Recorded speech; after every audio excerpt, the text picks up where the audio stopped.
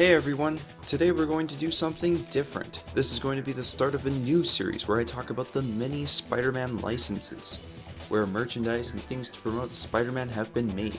Today's video will be on LEGO. Now LEGO has done many themes over the years, but the first superhero they ever did was with Spider-Man. However, before he would get his own theme, he was introduced in another, LEGO Studios.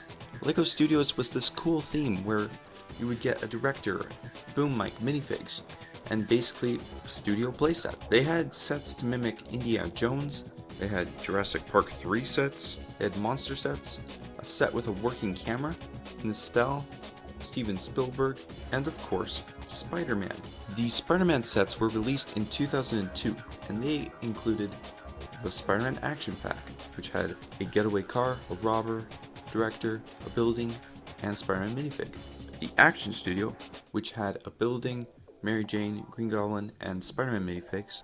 The Green Goblin pack, with the glider and Mary Jane.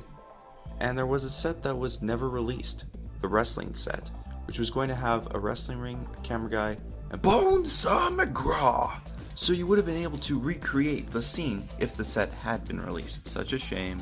The following year, 2003, is when the Spider-Man theme was its own thing. This is when LEGO tried to capture the movie scenes more closely, as opposed to just having a camera guy in a studio to break the illusion. There was Spider-Man's first chase, which had wrestling suit Spidey, the criminal, and cop minifigures, as well as the two cars recreating the scene where Spider-Man goes after the killer. The origin set was a pretty clever one in that you had Spider-Man's as well as Green Goblin's origin story in the same set, which also mirrored the movie, as the origin story also was told at the same time. Super cool. And then the final showdown, recreating the scene where Goblin lets Spider-Man choose. Let die the woman he loves, or let the little children suffer. They don't have the barge, however. No, the one that floats on the water and saves Mary Jane in the cable car, filled with children. All in all, it's a pretty faithful set. Then we have the 2004 sets. The Street Chase is a cheaper set that had two Jewel Thieves, Spider-Man, a skateboard, tricycle, mini store, a ramp, and a spider web. Honestly, this looks like how LEGO Spider-Man sets are today.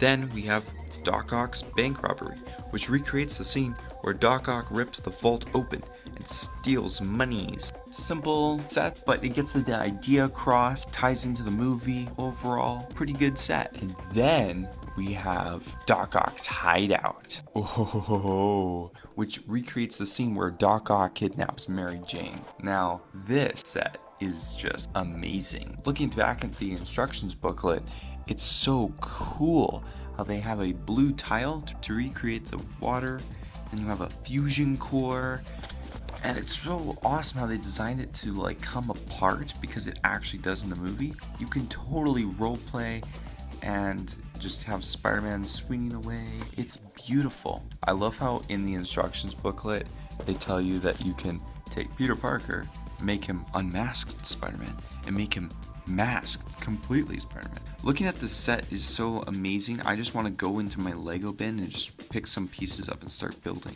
For some reason there's a Peter Parker and Harry Osborn figure. Don't know why, but okay. Then we have the incredible train rescue, which looks just like the movie. Oh my gosh, the train scene is one of the most iconic pieces of Spider-Man 2. It is awesome seeing those action moves that Spider-Man does with Doc Ock. And the fact that you get to play with this in a LEGO playset is so amazing. I wish I had this set. Beautiful set right there. And then, of course, we had Doc Ock's Fusion Lab, which recreates the scene where Otto Octavius is trying to harness the power of the sun, but things go wrong. Harry runs around, Spider-Man swings, and an ambulance driver who is like, "Yo, you need some help over here?" There was also these weird 4+ set, really distorted minifigures. That's a cool cafe, but why does Spider-Man have a helicopter? Just why? Then in 2005, they just took 3 sets from 2004 and combined them into one. After 2005, Spider-Man didn't return to LEGO until 2012, and since then, we've had Spider-Man themed motorcycles, mechs, and cars. It would be really cool if LEGO were to make more creative builds. Not every set has to be a building or a vehicle. Maybe they could make a life-size web shooter, so you could do some roleplay. But whatever LEGO decides to do, it would be cool if they would take a look at their older sets for inspiration. And they've kinda done it, but not fully. I'm just saying, if Superman doesn't need a car, then Spider-Man doesn't need one. Oh my god, they actually gave him a car! Next video in the Spider-Man Back Then series will be on Mega Bloks, so look forward to that. Anyway, thanks for watching. A man has fallen into the river in Lego City. Start the new rescue helicopter. Hey!